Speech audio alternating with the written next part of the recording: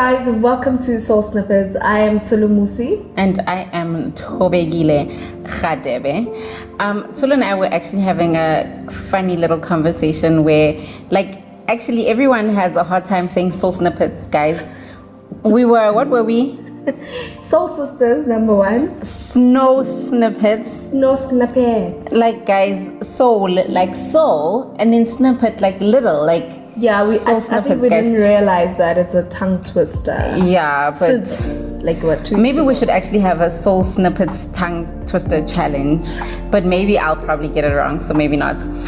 But just moving into today's topic, today we titled our video, How to Survive What Looks Like a Pandemic.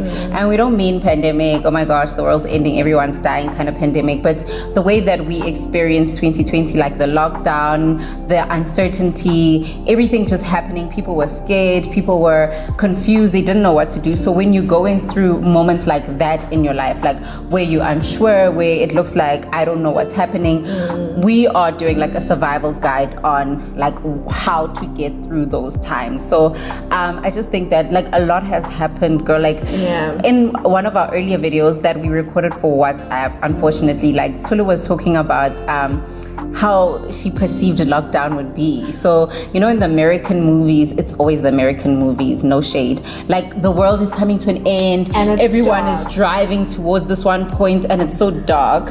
So Tulu had that was her beginning. So yeah, I think when the president announced that we're gonna have the lockdown, I was so anxious, and I remember I had just traveled, so I was just like, do I have the virus or not? And I was just well, I came back and I was coughing, but there was very little knowledge of what COVID-19 was.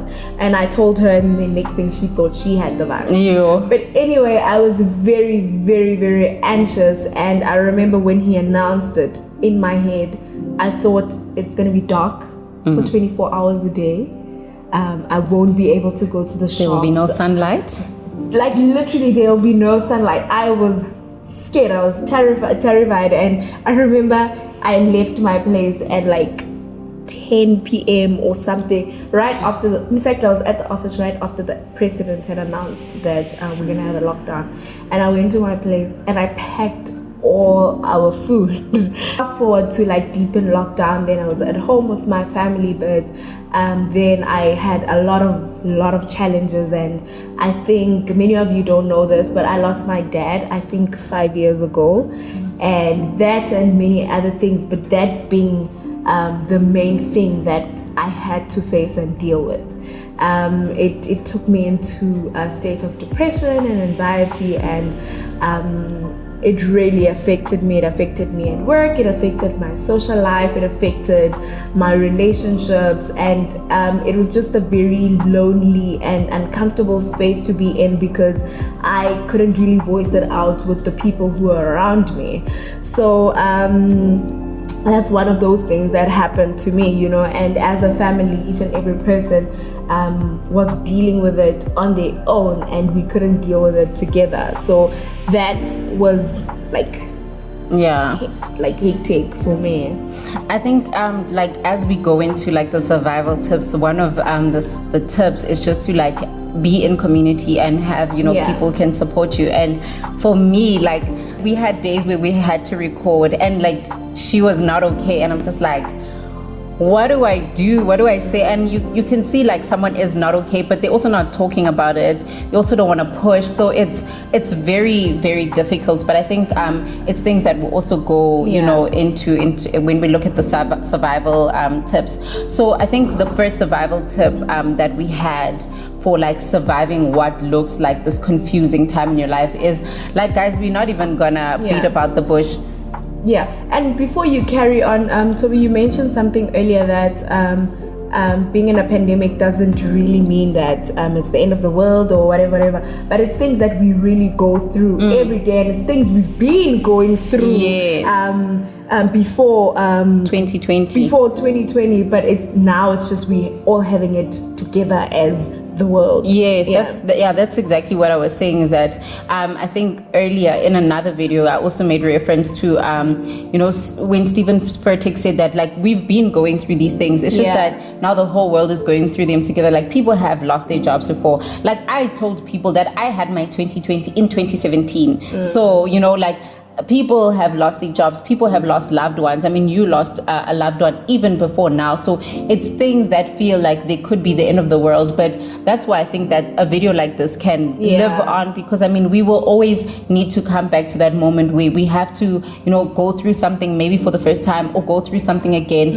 and really ask yourself, like, how am I going to get through this, right? Yeah, and for some other people like Toby, like 2020 was a good year.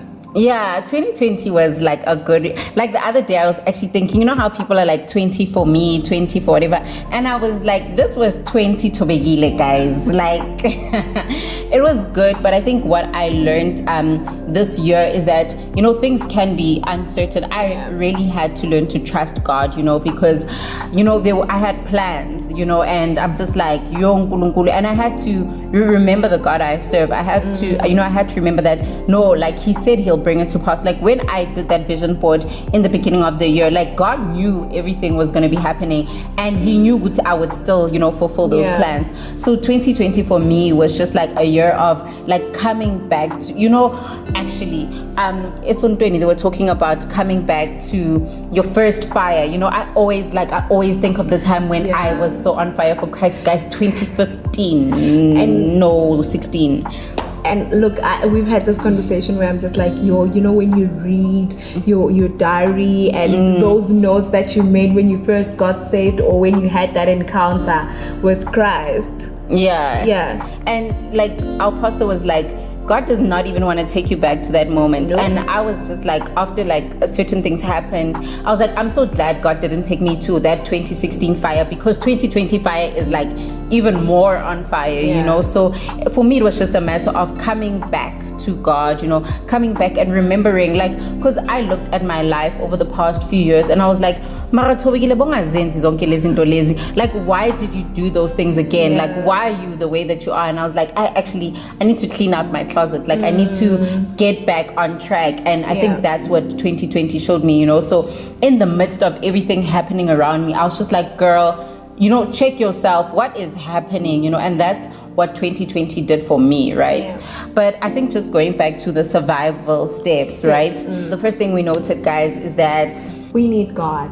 We need Jesus. Like, it ain't, there's nothing more to it. Like, we cannot say there is a blue pill or a red pill, and if you choose no, guys, you need Jesus. Like, it is what it is, and what that looks like is also very different. Like, it has like a lot of aspects to it. So one of them, like, is prayer. Like, you really need to pray it out. Like, and I look at my prayers to God, like, not only as a morning devotion to talk to this person, but like it is a conversation to say, God, this is what I want, this is what I need. It's me also just like speaking my day into existence, speaking. I mean, if you speak your days into existence, you will look back and realize that you spoke your life into existence, right? So it's prayer. And then I remember we once also had a conversation saying you'll find yourself praying in the spirit and you praying for strength, and you just like, why am I praying for strength for today? And then come 11 o'clock, come 11 o'clock, you need that station for whatever. You need that strength. But I mean, if you start your day with prayer, and like Tabigila said, devotion and reading the Word of God, that's very, very important. The other day I was just going through one of the worst weeks of this year. So the other day you had a worst week in the day. Okay, So anyway, and I was just like, God, I need you, and I was just like, I need you to pull through for me. I need you, and I need you, and God was just like, read the Word. There's nothing else. There's nothing else. We forget sometimes. We just wanna pray, we just want to fast, we just want to do everything else, but we forget that basics is weak. Guys, can I tell you something shocking? Like, I've been Christian, but I was telling my aunt that during this lockdown, but I'm not even gonna make it that deep because it's not that deep, over the past 2 months or 1 month, I've read the most Bible I've read in my whole life. Like, that for me is shocking. Like, to say that, you know, for the past 2 months, just reading the Bible every day is the most I've ever done. Like, obviously I've read scriptures here and there, but like to sit and read the Bible and make notes and take it in, like, this is the most Bible reading I've done, you know, and like it really has changed my life. And like, for me, like, God spoke to me. I'm not even gonna lie. That's why I'm where I am now. He was just like, girl, are we in Dao? Without the basics, this is what you need. I can tell you that the Ialana, there's a box, and then when you open that box, you're gonna get everything you want. That box is the Bible. That box is prayer. That box is praise in all situations, guys. So like, I ain't even gonna lie. So that is survival tip number 1. Read your word, pray, stay ezwini bazana. Seek Christ every day. Yeah, and I think that also, just to like wrap up the prayer, the praying community is something that you also need, you know. So I know, like, during this time you had like a daily devotion and worship with your family, right? I had the same thing. And even when I would talk to Utsulu, for example, like when we would talk, we would encourage each other, you know, in the Lord. And I think that is so important, because Solo and I, like, I mean, we're young people, we go through everything that everyone goes through, but we will always go back to like, hey Mara, Ujesu, or hey Mara, the word, like, even when we face like normal daily trials, we, like, she knows that if she's not feeling it, I'm gonna bring it. If I'm not feeling it, she'll say, yeah, you said this. And you know, we will always like, no maganjan, it will always go back to that. And I think we'll expand on it when we talk to our third point. Fourth point. I think the second one is just to have like structure. And be organized, you know, in the things that you do. And I think one of the reasons why we mentioned this is that, like, even when sometimes you're going through a state of confusion, you don't know what's happening, but if you have a plan or whatever, I mean, let's not even go so deep into it to say, oh my gosh, we make plans, God loves, none of that. But if you have some certain structure, you can say, Guti, even if I'm not feeling like I normally feel, even if I'm not okay, let me stick to this, because I know that I will surely get what I need to get done through this. Unlike if you're just winging it, you know, you wing it and then you look back 3 months back and you're like, I did nothing you know. So organization, like, is quite important for me. What this looked like, so in like early lockdown days, guys, I was waking up at, not gonna say the time, 5 minutes before work, and then by the time it's time for work, like, you just frazzled, you just like, you know, I didn't even start the day right. So, you know, I made a conscious decision to start waking up earlier, start like the day by reading the Bible, start the day by, you know, having that moment of praise. But it's not even like, I'm not even gonna try and make it all about that, but just having a certain way that my day goes, so that I'm never in a rush, I'm never frazzled, and I enter my day like with peace and calm. Because you know, when your head is all over the place, like, you just don't start right. And I mean, this could simply be with having goals, you know, having goals for the year, having goals for the next 6 months, and then for the month, and then from there having goals for the week. That's when we're able to account to ourselves, we're able to account to other people, and we're able to make sure that we actually ticking things off our list. You know, I mean, Toby spoke about having we started with vision boards at the beginning of this year, and we look back now and we just like, actually, and you know, when you have goals, you have something to look forward to, you have something to keep you in track and in line. I think that, like, for me, what I did last year is I had my year goals, and I realized that if your goal, for example, is to run a marathon, you know, in December, you're not going to run that marathon if you're not practicing every day. You're not going to run that marathon if you don't have a goal to say that by the end of March, Ngifuna at least to be able to run 10 kilometers, for example. So it's a matter of checking in frequently to make sure that you are then able to meet that ultimate goal. But it's very difficult to meet that ultimate goal if you're not, you know, doing the small wins along the way. And the small wins are also so important to just keep you encouraged and see that I'm actually making progress. And another point is for you to be consistent. I think there's a lot of things that I've wanted to do, things that I know I can do, things that are awesome, you know, but my problem is just consistency, you know. And if I could just stay stay, you know, at whatever, or doing this, or even reading the word, praying every day. It doesn't even mean you're giving 100%, but you just need to be consistent. Don't have high highs and like low lows. Yeah. And I think I've been someone who was like that, where I'm having like super high highs, and when you're low, it's just like be able to be consistent. I think for me, like one of our last points is that, you know, be open to changing the game plan. I think that a lot of the time we were just so set in our ways, like it needs to happen like this, it needs to go like that. And I don't even mean big goals, you know, like for me, as an example, I would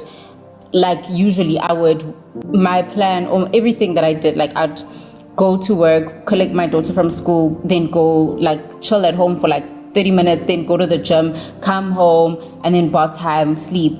After lockdown, first of all, you couldn't go to the gym. You couldn't go to the gym with your child, even when gyms opened. Like, there is no V Club or Club V, whatever. So you need to be, like, I can't now say, oh, actually, there goes my life. I'm never going to work out again just because things are different. Like, it's now me having to be, you know, flexible in my approach. And, you know, lockdown or this time has really taught us to be flexible. Like, there are certain things we needed done at a certain point. Like, we were so used to, Uguti, you know, you're not with family, you get, you know, for me, another example is that I used to drive to work like maybe 40 minutes a morning.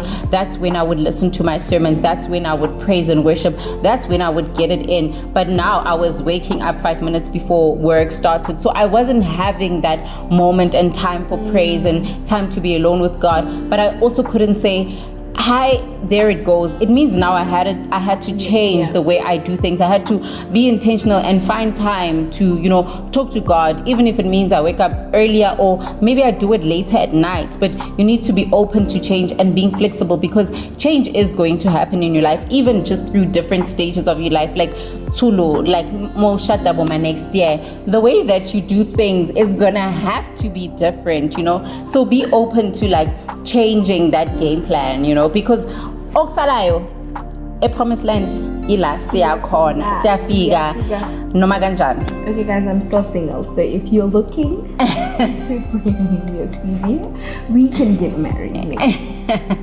If it's on your vision board for 2021, if I am on your vision let board, us align. Let's talk. Align no Tulufelo. But yeah, I think really those were just like a few of the points of how to really like just stay strong and stay there, you know. So we mentioned God, guys, get it? God, having your game plan, you know, and having your goals and having consistency, having some form of organization. And we didn't speak to community. That is a big thing to us. We talk on a regular basis. We are, you know, I'm that girl to say to Wigile, please pray for me, and she'll pray, you know. And I have my family back at home, and we've got the church, and I remember during the lockdown I was part of a prayer group called OCJ, and they made things they made the pots to happen, you know. But it's important for you to be in communities. We've got other ladies that we pray with, and whenever we're going through things or whenever we want to celebrate, we just pop a message in that group, and we know that they're going to pray, you know. And another thing that we also spoke about is that we you know, like, it's okay to look for help.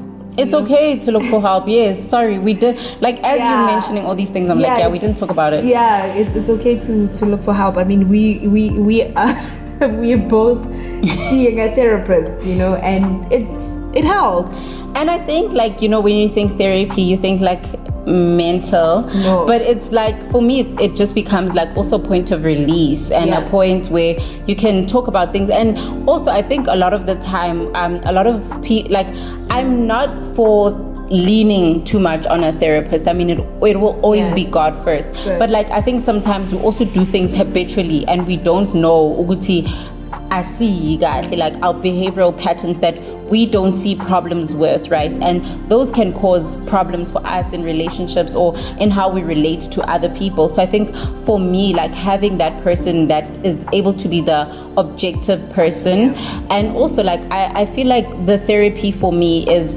more like a life coaching, you know, like Yeah. how do you navigate certain things? Because Definitely. yes, I definitely take everything to God in prayer, but like there are other things where I'm just it's okay to have a professional opinion. Yeah, before we go into therapy, we just like, Lord, you better. Yes. You better fix her. You better let her listen. You better give her the wise answers. You better speak through her somehow. Yeah, like definitely. So I think that point was also just from the point where we spoke about earlier, to say that when you're checking in on your life and you can see Utiman, certain things are not 100% or they're not as they could be. Like, I'm not really ticking that box fully.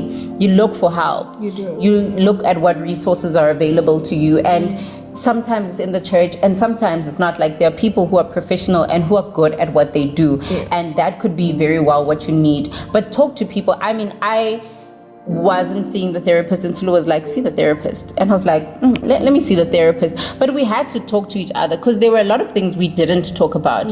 But now, like, in talking and opening up, maybe Tulu was like, girl, you need therapy. I can't help you no more. So snippets can't save you. You need, so just being like, talk, guys. I think we also, the video is going on long. This feels like our WhatsApp days. But I think we live in a world where everyone is secretive. You don't talk. You keep things to yourself. Everyone is out to get you. No one has good intentions. You will suffer in silence. You will die in silence because you think everyone is against you. You will die in silence because you think everyone wants to see you fail. That is not true. There are people who want to see you, do well. And also, if you believe the people that are in your life are sent by God, you won't even have those doubts. And God will also give you the discernment to know that this is a place where you can get help. This social media world, I don't need nobody. I don't tell anyone. People, they lying to you. That is not what. Even the word, we are made for community, we are made for fellowship. So don't suffer in silence, guys, because wow. There you go, guys. Survival tips for a pandemic-like situation. And if you don't, rewatch, retweet, reshare this. Points. Well, I can. Do you want me to go through them again? So definitely, it's we need God, prayer, praise, worship. We need structure and an organized life. We need to constantly be checking in. You need to know what resources are available to you and be open to changing the game plan. Thank you guys for watching Soul Snippets. Catch us for the last video of the year, our Christmas edition. Thank you guys. We'll see you soon, guys. Don't forget to like, subscribe, click, comment, share, post, all of them things. See ya. Bye.